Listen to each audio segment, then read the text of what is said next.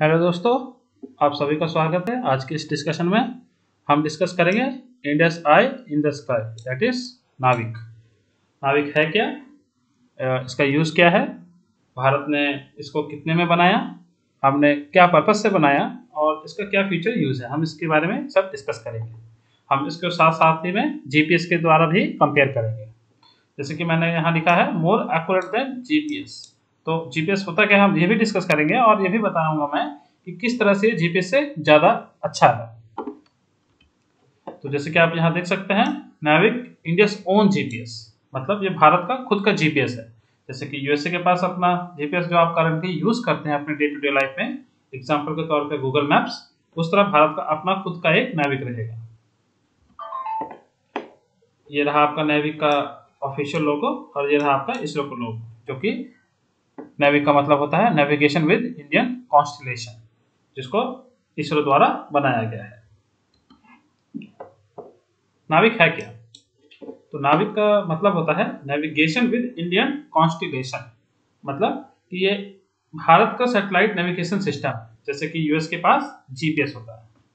अभी करंटली कितने हैं इसमें? 7 सैटेलाइट है और 8वां जल्द ही ऐड हो जाएगा, जो कि कहाँ है? जस्ट इंडिया के अबव है, ठीक है। और इसलिए इसको ये भी बोला जाता है Indian regional navigation satellite system और IRNSS। फ्यूचर में भारत की ये इच्छा है कि इसको बाद में इसको ग्लोबल लेवल पे बना दिया जाए, तो इसलिए इसको ग्लोबल इंडियन नेविगेशन सिस्टम भी उस पर बोला जा सकता है। जैसे जीपीएस को ग्लोबल पोजिशनिंग सिस्टम बोलते हैं, वैसे हमारा नाविक को हम लोग ग्लोबल इंडियन नेविगेशन सिस्टम भी बोल सकते हैं। जब ये पूरे वर्ल्ड लेवल के लिए बनेगा उस वक्त इसमें 24 सैटेलाइट होंगे, ठीक है, जो कि लगभग 24,000 किलोमीटर की पोजीशन ऑफ द अर्थ ये रोटेट करेंगे। 2021 की पॉलिसी के हिसाब से इसरो और डिपार्टमेंट्स ऑफ स्पेस, यानी हमारे भारत के पास डिपार्टमेंट ऑफ स्पेस भी है, इन दोनों के द्वारा इन्होंने बोला गया है कि इसको पूरे वर्ल्ड लेवल तक बनाया जाएगा। और जैसे कि आप जान सकते हैं कि यूएस ऑलरेडी इस तरह से एक यूज कर रहा है जो कि पूरे वर्ल्ड उसका यूज करता है करंटली, जैसे जीपीएस। उसी तरह यूरोप के पास अपना गैलीलियो, रशिया के पास ग्लोनास, चाइना के पास बाइडू और जापान के पास QZSS है। यानी सिलेक्टेड कंट्रीज के पास ही ये कैपेबिलिटी है कि वो अपना खुद का एक ग्लोबल पोजिशनिंग सिस्टम टाइप का जीपीएस यानी रख सकते हैं। ये 7 सैटेलाइट जो करंटली हैं, इसमें 3 ऐसे सैटेलाइट हैं जो जियो स्टेशनरी पोजीशन पर रोटेट कर रही हैं और 4 ऐसे सैटेलाइट्स हैं जो जियो सिंक्रोनस पोजीशन पर रोटेट कर रही हैं। और हर किसी का अपना अपना हिसाब से एडजस्टमेंट और फोकस टुवर्ड्स इंडिया किया हुआ है ताकि वो उस कवरेज एरिया को कवर कर सके। ये अर्थ के लगभग 36,000 किलोमीटर की हाइट पे रोटेट कर रहा है। इसकी लागत 1420 करोड़ पे आई है। जियो स्टेशनरी ऑर्बिट होता क्या है? तो जियो स्टेशनरी ऑर्बिट एक ऐसा ऑर्बिट है जो कि इमेजिनरी है, अर्थ से लगभग 35,786 किलोमीटर अबव द अर्थ, ठीक है। इसमें होता क्या है कि एक मान के चलिए जैसे कोई सैटेलाइट है, ये एग्जांपल में आप एनिमेशन में आप देख सकते हैं, ये सैटेलाइट ऐसे रोटेट कर रहा है, ये किसी पर्टिकुलर कंट्री के ऊपर फोकस करेगा और ये उसी कंट्री के अराउंड ही फोकस रहेगा। जब आप पृथ्वी से सैटेलाइट को देखेंगे तो आपको लगेगा कि सैटेलाइट मूव नहीं कर रहा है, ये एक पोजीशन पे फिक्स है।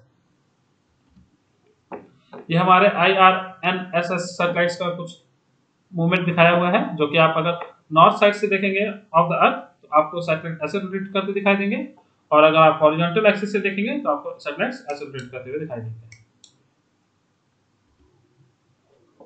ये रहा एक ऐसा ही सैटेलाइट जो कि हमारा सैटेलाइट है नाविका ही एक सैटेलाइट है जिसको इस तरह से पैक किया गया है और पैक करके रॉकेट में लॉन्च करने के लिए रेडी कर दिया गया है। स्पेस में जाने के बाद ये इस तरह से ओपन हो जाएगा। इसके कुछ मेन कंपोनेंट्स हैं जैसे कि solar panel, propellant tanks, star sensor, solar panels, liquid apogee motors, C band horn और ड्यूल हेलिक्स एंटीना, जो कि इंपॉर्टेंट कंपोनेंट्स। अब पॉइंट हमारा ये आता है कि नाविक से ये अच्छा कैसे, जैसे प्रिसाइज मैंने बोला है, प्रिसाइज मतलब और बहुत अच्छा है। मतलब जीपीएस की जैसे आप जानते हैं कि हम currently day to day life में यूज करते हैं, लेकिन वो एग्जैक्ट लोकेशन नहीं बता पाता है, लेकिन नाविक वो और एक्यूरेट लोकेशन बताएगा। ये नाविक जो है करंटली 2 फ्रीक्वेंसीज का यूज करता है, L5 और S बैंड। ये टेक्निकल फ्रीक्वेंसी है तो इसलिए इसमें कंप्यूटर में जाने की जरूरत नहीं है। इन 2 फ्रीक्वेंसीज की वजह से हमारा फायदा क्या हो जाता है कि हम एक्यूरेसी को और बढ़ा लेते हैं और साथ ही साथ कोई एटमॉस्फेरिक एरर हो तो उसको भी रिमूव करने में आसानी हो जाती है। आप एट अ टाइम किसी एक को भी यूज कर सकते हैं और जरूरी नहीं है कि आप दोनों को ही यूज करें। आप एट अ टाइम एक को यूज कर सकते हैं या दोनों को यूज कर सकते हैं। 2 यूज करने से आपकी एक्यूरेसी बढ़ जाएगी। और इसका अप टाइम का मतलब हुआ कि आप किसी एक पर्टिकुलर लोकेशन के डेटा को कितनी जल्दी दोबारा रिसीव करते हैं, तो ये इसका अप टाइम भी बहुत अच्छा है। अब जो है इसका रेंज कितनी है, तो ये 1500 kilometre and beyond the boundary, मतलब कि ये भारत और उसके 1500 से किलोमीटर से आगे भी आपको कवरेज क्षेत्र को कवर करता है। तो आप बहुत सारे अदर कंट्रीज, नेबरिंग कंट्रीज जो इंडिया के हैं, उन सबको आप इस सैटेलाइट के थ्रू देख सकते हैं। तो इसकी पोजीशन जो है लेस देन 20 मीटर्स की एक्यूरेसी बता सकता है और इसका टाइमिंग 50 नैनो सेकंड से भी कम है। अब इसकी जरूरत क्यों पड़ी, तो नाविक की जरूरत क्यों पड़ी जब हमारे पास गूगल मैप है। तो जैसे कि आप जानते हैं कि गूगल मैप जीपीएस का काम करता है और जीपीएस किसका है, अमेरिका वालों का है।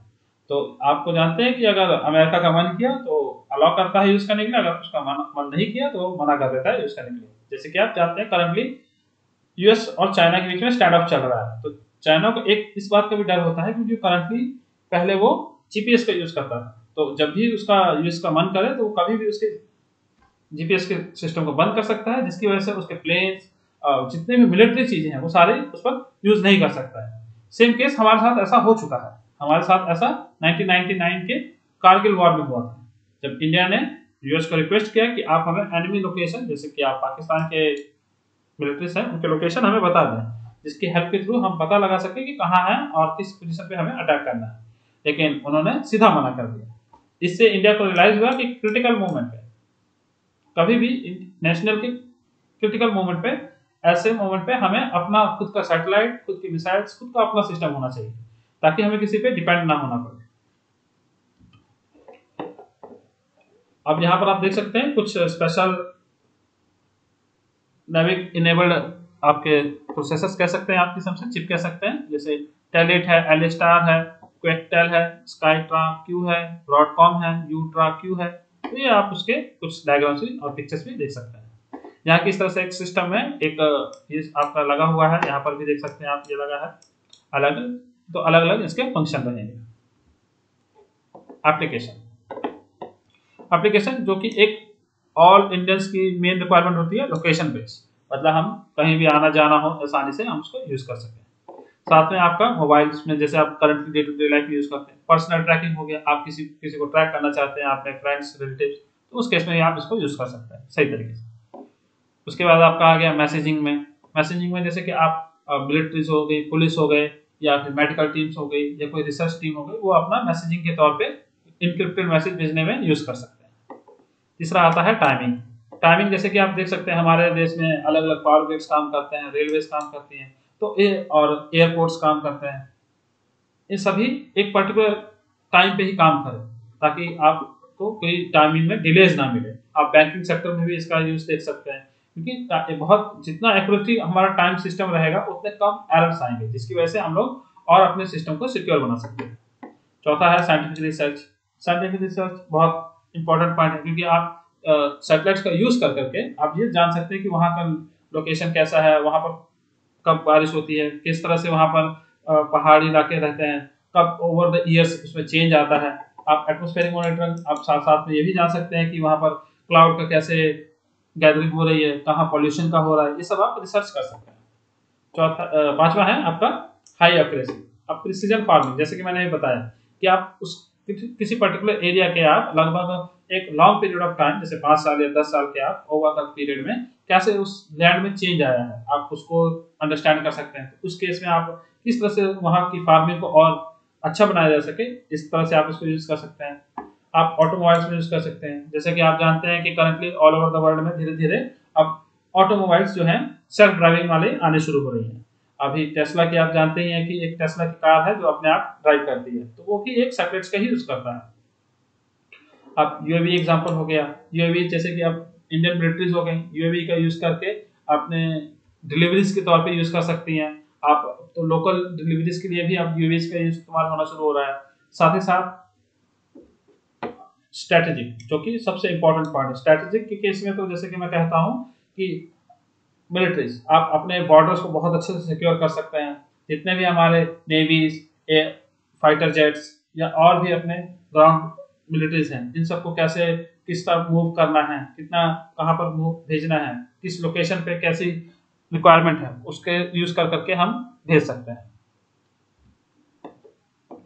तो नेविक इनेबल्ड मोबाइल फोन्स, तो मतलब किसमें किसमें जो नेविक ऑलरेडी आ चुका है भारत में, ऑलरेडी बहुत सारे जो सीरीज हैं माइक्रो प्रोसेसर की उसमें सपोर्ट करता है, जैसे 800 सीरीज, 700 सीरीज, 600 सीरीज और 400 सीरीज।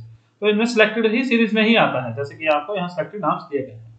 और कौन कौन सी कंपनी जो बनाती है ऐसे प्रोसेसर, जैसे कि मीडियाटेक हो गया, MediaTek Dimensity, Huawei, Kirin, Samsung, equinox, ये सारे सिलेक्टेड हैं जो कि अभी नेवी को सपोर्ट करते हैं। इस लेक्चर को आप देखने के लिए आपका बहुत बहुत धन्यवाद। आप हमें फेसबुक, इंस्टाग्राम और ट्विटर पे जुड़ सकते हैं, इन सभी के लिंक आपको डिस्क्रिप्शन में मिल जाएंगे। लाइक कीजिए, सब्सक्राइब कीजिए, आप दोस्तों के साथ इस वीडियो को शेयर कीजिए। बहुत बहुत धन्यवाद।